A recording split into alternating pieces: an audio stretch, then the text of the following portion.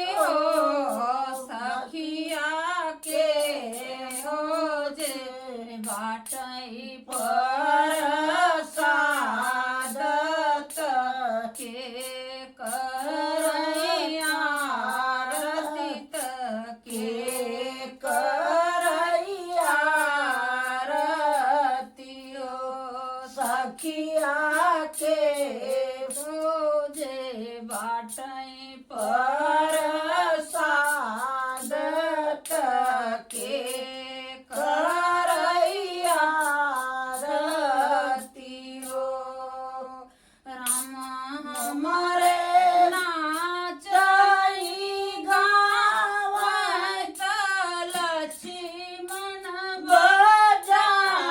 बजावई हो सखिया भरत जे बाटै परसाद भुआला करैया रति हो सखिया भरत जे बाटै